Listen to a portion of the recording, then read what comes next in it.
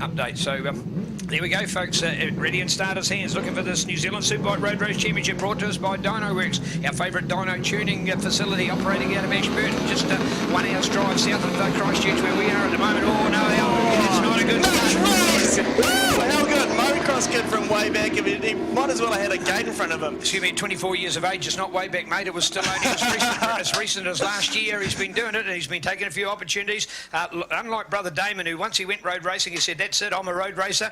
He's decided to have a bit of a dabble at road racing, but he's come back and done motocross, of course, competed in the famous Honda Tarawera 100, the legendary off-road 100-mile race event, still called 100 miles, because it's been around for 40 years, celebrated its 40th anniversary last year, and he was back to compete in that. So he's still happy to throw the knobblies on the bike, and New Zealand's most versatile motorcyclist, because he can front in a cross-country race, can front it at a supercross and a motocross, and still do this and lead in superbike racing in New Zealand. What a start, because I tell you what, Al Hoogie, that was an absolute shocker. What did you think was wrong down there? Yesterday was the same. I don't know what he's got going on. He just can't get off the line. But I tell you what, you remember when we used to have golden handlebars, Neil, which was a competition of multiple motorcycling disciplines. Were you born?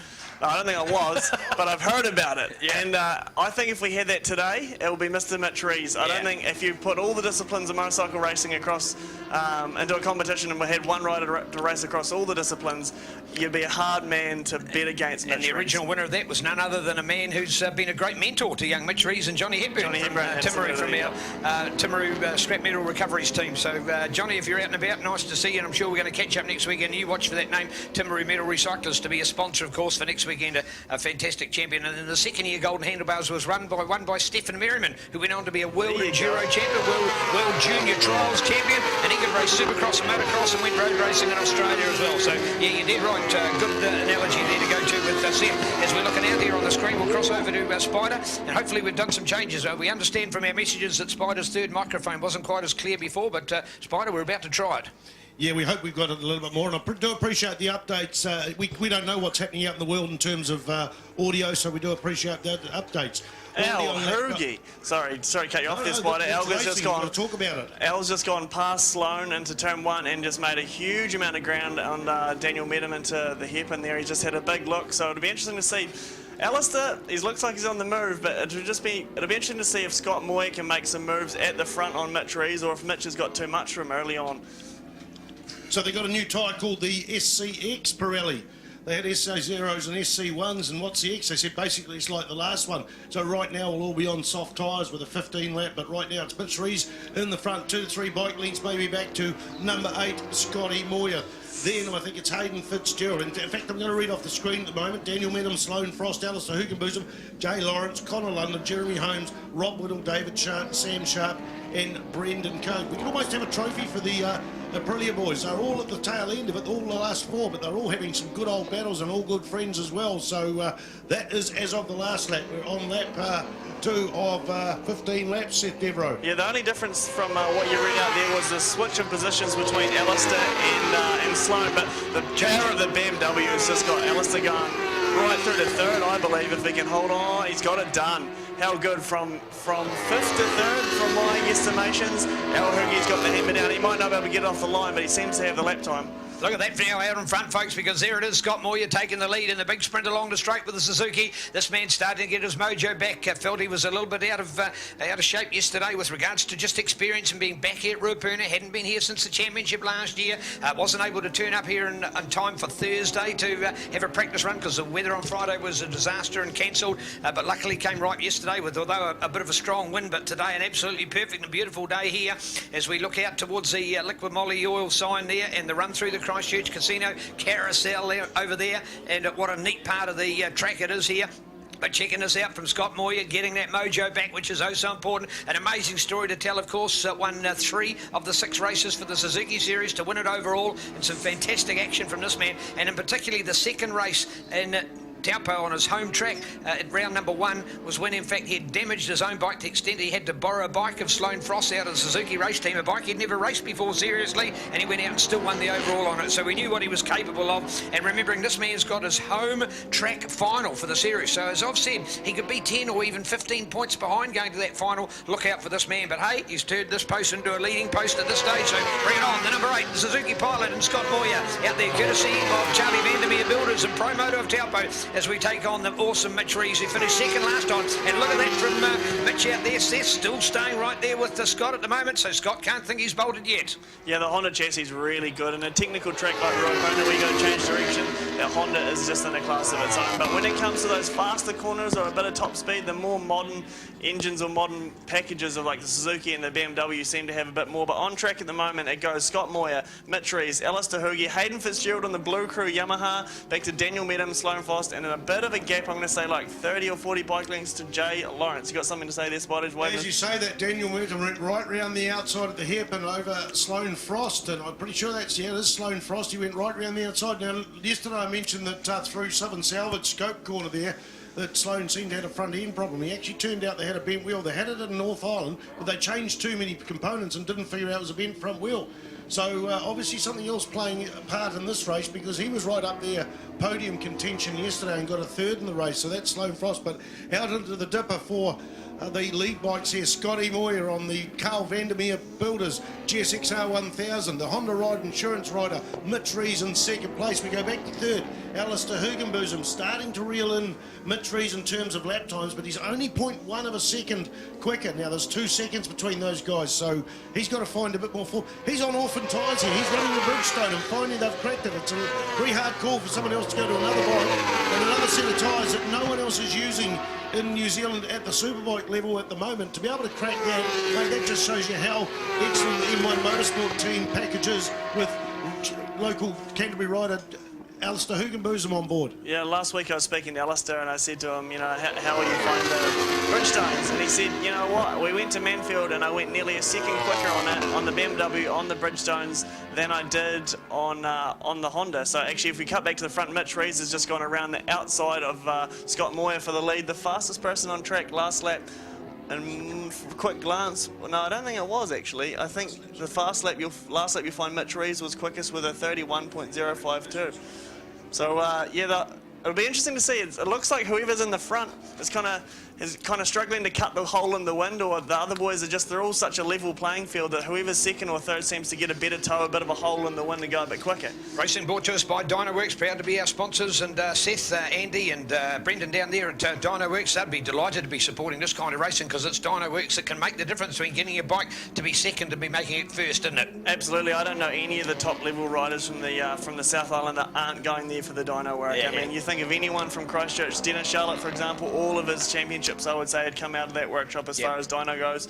My bike obviously used to, and I think virtually anyone that's going seriously quick in the South Island in this road racing championship is coming out of that workshop. Great guys, Andrew Rudd and Brendan Price, big BP. So yeah, great guys in Ashburton. But back to the front, look, Mitch Rees is just holding out Scott Moyer, which is an outstanding effort really, because the Suzuki's got so much snot, but Mitch seems to have the drive. He can get it on the front straight so much better. The edge of the grip, he just seems to have is exceptional, I think. What do you think there, Neil? What I think's exceptional is I asked Seth Devereaux, he just popped into the box to say hello a race or two ago, and we slammed a microphone in front of us. When was the last time you picked up a microphone? About a year ago, and look at the quality of this commentator, man. Once a champion, always a champion. Off the track as well. Yeah, we are, exactly. And hey, I've been one to advocate in front of a few people that I've grandstanded for Seth's great work he's done, and hopefully Seth, Motorcycling New Zealand is going to see the benefits of your great work you put into two years as a volunteer, as a board member of our organisation, youngest one we've ever had as well. And getting that app up and working and our online licensing, and that's not too far away from fruition as well. So hopefully you'll see that, mate, and we'll wave a checkered flag for you because you've hit the finish line. But all the best for your year over in America again if we don't get an opportunity, because this is a one-off event for Seth to come and see, and quality that he's joined this team up here with Spider Staples and myself, Turbo Sound, Neil Ritchie. So neat to be on board and loving this. Man, this is Superbikes. How's that battle for fourth, eh? Look at that. You got Sloan Frost, Daniel Medham going hammer and tong over the back. There was like a couple of near exchanges. Scott Moyer had a look around the outside of the right-hander after the Christchurch Casino Carousel. So look at this, Mitchell Rees, how good when he won a race, or nearly won a race, sorry, at the Tri-Series.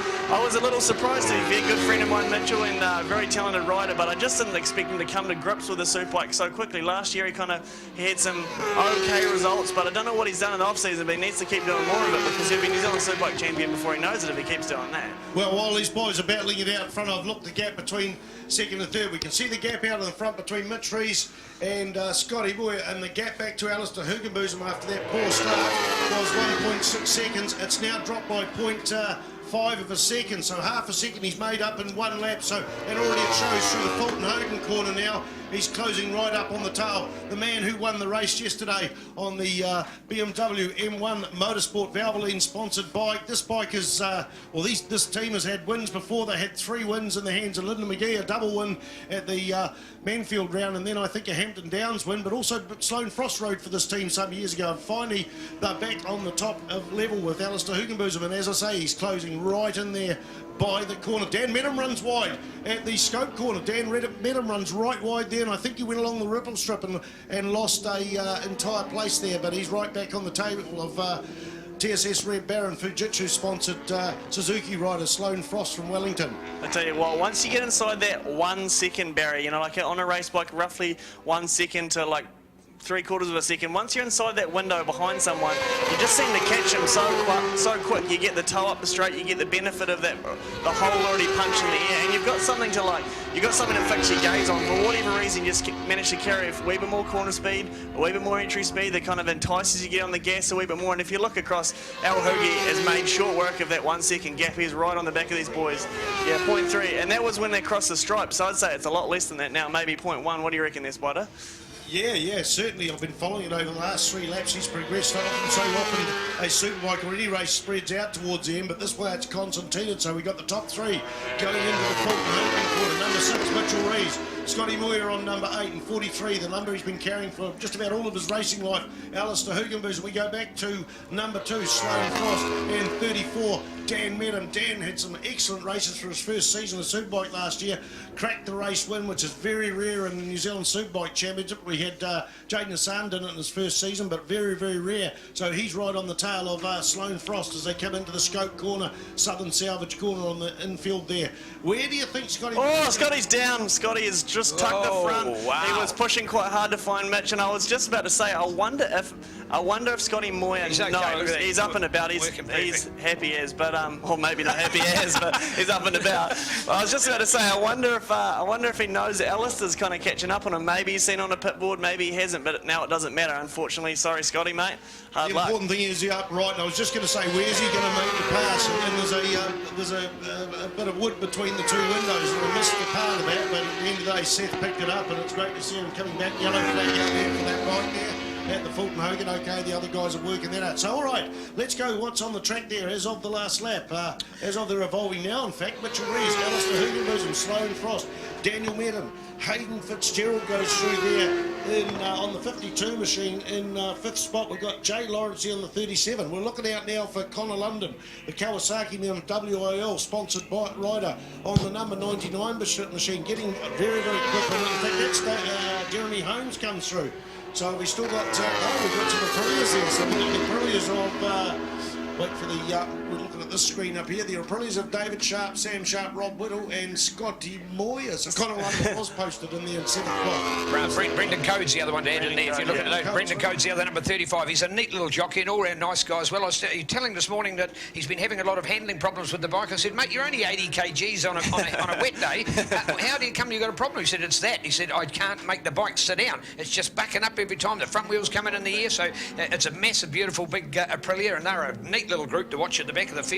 As we talked about with the 600s, to see the dominance of Triumph's amazing, even though it's not the number 1 bike, to see the fact that we've got these beautiful Aprilia RSV4s in this field with over 4 of them in a Superbike race is just fantastic in New Zealand, another underdog bike brand. Yeah, it's good to see some diversity, especially some beautiful Italian steeds in this championship, man. It adds some flavour because Japanese bikes, although could be a change coming up. Could be a change coming up for the lead. I think he's going to make it stick. Yes, he has. He has indeed. So there you go. Come on, Canterbury, on your feet. Alistair Hugenbosom for Hoogie Racing, and indeed M1 Motorsport, and a flying good performance out there from young Alistair at this stage. So there you have the lead change, courtesy of M1 Motorsport, RWR, Fleet Maintenance, Mount Motorcycles, iTech, Bridgestone, Valvoline, Arcade Chains, Colin Davis, Panel Beaters, DB Signs. More importantly for Moggy and for my neat mate there and Noel, doing a great work behind the scenes. Love you guys. What a great team, and they've really got it with this top pilot. Local man Alistair Hugenbosom has gained the lead, but can we see mighty Mitch hunt him down? And guys, considering it is only a second season. He didn't start in Super Sport 300 or 600. He went straight to Superbikes.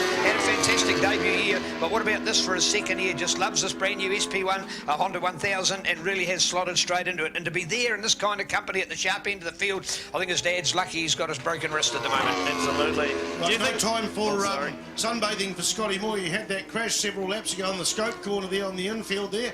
He's picked his bike up and he's ridden back to the pits. It's perfectly legal outside, on the very outside of the track. So the important thing to me is the bike's not too broken, and certainly more importantly that Scotty Moore is not too broken. So we've still got the New Zealand Grand Prix coming up shortly under its redemption. But he is healthy enough to ride us back there, and the bike's yeah, so there'll be a bit of frantic work from the pit boys there as expected. Indeed, and speaking of that, of course, we've got at this stage we've got a mirror image of race number 1 yesterday with these top 2 pilots in action. So good to see that the guys are coming down to a good battle. If I quickly reflect on our Superbike results yesterday, Alistair Hugenboom, Mitch Rose, and Sloane Frost from Scott Moyer. Well, obviously Scott won't be in 4th place, but a true opportunity to see the same top 3 in the same position. And if that starts to establish a little bit of a pattern, these will be the dominant 3 riders for our championships. Carl Cox Motorsport and Jay Lawrence goes flying parts on the TSS Red Baron, Suzuki GSX-R1000 in flying good form out there at the moment. So actually fastest man on track at the moment is Daniel Medham. So look at this. Do you think this marks the changing of the guard? We've got your Al Hoogie, your Mitch Rees, your Daniel Medham, your young new blood at the front of the we saw it at Cemetery Circuit. I've had no proof of it, but when I asked others, they agreed. We couldn't think of a younger podium by average age of the 3 guys when we saw it as well. So you're dead right, Seth. It is a chance of our new blood coming through. And yeah, indeed, you know, the 2 50-year-olds now, and Tony Rees and Andrew Stroud, 50 years of age. So, you know, just it's incredible what they've contributed to the sport, don't get me wrong, but here they are, some of their sons in action now,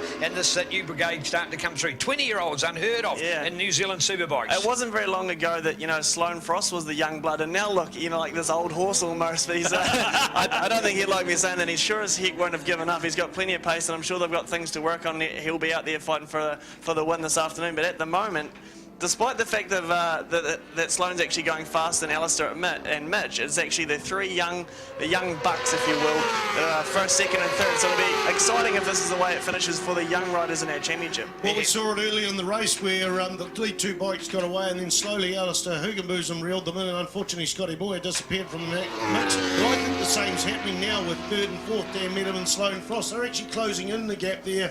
And with Dan Medham being fastest on the track by nearly a second, 0.7 of a second better than the lead bike in the last lap, we're going to see a 4-bike battle for the final 5 laps or 4 laps of the first race of today, at the first round of the New Zealand Super. Bring it on. In fact, if you have a look right across on there at the moment in your panoramic, from 1st to 4th place wouldn't any be more than 1 point bit in the seconds, so it's super close. Anything can still change with those 4s. We saw it before when Scott Moyer seemed so good in 2nd place, lost the front end, out of the race he went, so it was gone, and that's just as tender hooks as that they're hanging on. And these beautiful track conditions here today, probably some of them are perfect. It's been a cool day here. There hasn't been hot sun shining for about 4 days, and we've had cloud cover and some rain and some wind, so it's cooled that tar seal down. Although the sun's out, it's still a fresher air as well. Beautiful conditions without the wind here today, and this track has got to be as perfect as what you could ever ask for a racing point of view, and also for the opportunity for good conditions. And so I'd go as far as to say for Scott Moyer to lose the front end, uncharacteristic in these conditions, and for Scott as well. He's normally not one of those pilots. Yeah. You can just imagine his father George in the pits. He'd be madder than a mosquito in a mannequin factory. as usual. Around, but they've got to get it fixed. Look, it's closed up as I predicted. In fact, Sloane Frost has dropped off the pace, or Dan Medham has just fired it through there, and another fastest lap on lap 10. Yeah, the boys in front have responded. The last few laps they were in the 31s, now they're back into the 30s. So it goes a minute 30.8 is Alistair Hugenboom with the lead, a minute 30.9 is Mitch Rees, 2nd place, and a minute 30.5 is Daniel Medham in 3rd place. So he is actually maybe 3 tenths quicker than Al Hoogie, and Sloane Frost is at 30.8. Mitch Rees on the inside. Look out for Mitch going to the corner. Is he going to go too far? That's quite often the case. No, he's got it. And that's exactly what he had to do, because he knew that if he wasn't going to get the advantage over Al Hoogie, Daniel Medham was going to get the advantage over him. So he exactly had to do that, and it was beautiful. He timed it to perfection, had the inside, but as we often see with somebody dabbing on the inside of the Euromark hairpin here at Ruapuna, you can often then do that fraction of an overshoot, and the person that has just overtaken you, they know exactly what they've got to do, quickly get back on the inside. But Mitch had that gate closed and slam shut he did, so great work. What Alistair wouldn't have known was that Daniel was coming, because his pit wall would only show the gap that it is back to Mitchell. So he knows that Mitch is there. He thinks, oh, I'm maintaining a gap. You know, he's a 10th behind me, but he doesn't realise that someone's marching forward. Now, back a spot, you've got Mitch Rees who can see Alistair in front of him, but his pit board is saying, Daniel's coming from behind. Get a move on, do something. I'll tell you what, that was a line from Mitch Rees. He was way out wide at the end of the S's as well, and that meant that even if somebody was to push up on the inside, he'd have the faster drive out of the corner. So awesome to watch. Here's your foursome, folks. Come on here at Ruapuna today, or even if you're online, you want to be standing at your couch at home. This is the most brilliant race, and there they go, separated by, is that even going to be 1 second now? Less than 1 second first to fourth. Nothing in it there at this stage, and the one to look out for, Dan Medham starting to mix it up in there, but it is still the advantage with Alistair Hoogie with the BMW horsepower. Yes, there he goes. The Hoogie's got it back in. The Hoogie's got it back. Then go to Mitch, then go to Dan. And of all this time, Sloane Frost closing right in. So we saw that 2, then another a gap to the other 2. Then we saw the 3 and a 1. But now look at this from Sloane Frost. He's right up there in contention. So we've got 3 different bike brands representing 4 riders in there with BMW, Honda and the 2 Suzukis. So the best of quality of New Zealand Superbike road racing action, folks. If you're not going to be at levels next weekend, you are missing out. And remembering those 2 North Island rounds for our North Island fans, or even if you're online, folks, watching or listening to us, be involved in New Zealand Superbike road racing, because this is the epitome of our sport. And it might be little old New Zealand, but in this particular race, there is 4 guys that are absolutely glued. They'll all be, for those of you watching on video, it's going to be in one screenshot. So luckily for Grant Collingwood up there, he doesn't have to keep panning the whole paddock to find the field, because we've got 4 of them all in panoramic. It's beautiful. Line up for the last lap to go through the entire field from the last lap there. The white flag will come out shortly. The final lap there, this will be the penultimate. This is the penultimate lap, but Mitch Rees, Alistair Hoogenboosum, Daniel Medham, Sloane Frost. Then we go back to 5th, Hayden Fitzgerald on the number 52 machine, Jay Lawrence, Connor London, Jeremy Holmes, David Sharp, Sam Sharp, Rob Whittle and Brendan Code. So on to the front straight, the white flag. The gloves are more off now, and there's the 4 bikes in it, as I predicted earlier. Sloane Frost is coming through. The gap between Sloane Frost and Dan Medham across the start-finish line, incredibly tight. No. That's about 2 hundredths of a second across the start-finish line. Interestingly, Sloane didn't seem to have the horsepower at the other end there. Something's gone wrong. 9,000, sorry, 9,000 to a second. I tell you something to look out for. If Mitch is going to make a move, he needed to be closer on the brake, so he won't get it done. Oh, Daniel Medham.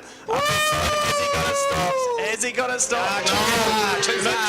Oh, I tell you what, Mitch Rees in this right-hander after Nanas, if you have a look, he runs a really flowing line, but he's got a lot of corner speed. Oh, back in there again. He's given a nudge. Mitch Will we get the textbook block pass? Oh, he's held on to it. So this next corner here, I'll be surprised if Mitchell doesn't have a crack in the scope left-hander, which is 2 corners away. He'll line it up. He'll get the momentum from here, the momentum from the next right-hander, and he's got so much speed when he gets the scope. So if you have a look here, I think you'll find Mitch runs a really flowing line, and then the next corner is where he's going to get it done if he has a crack.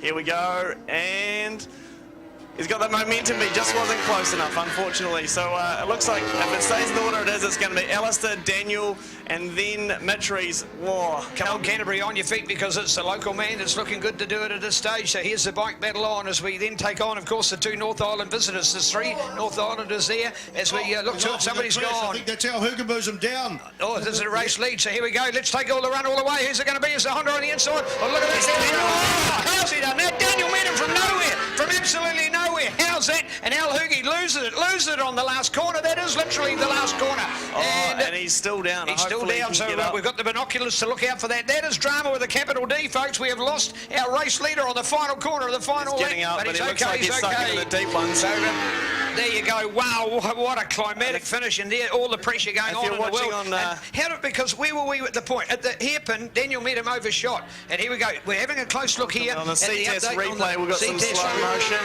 And he's just tucked it. Front end, look at that. Front end. Oh, those other boys so lucky. And here we go. Now, it was Daniel Medham that got up to second, and that's the reason he's gone on all the way for the victory from here. And look at that fist pump. He was so delighted that he'd done that when he went to the line. And we'll update here, looking at the slow-mo replay here on CTAS Live, courtesy of Grant Collingwood and the great work. See much. Out into the dirt.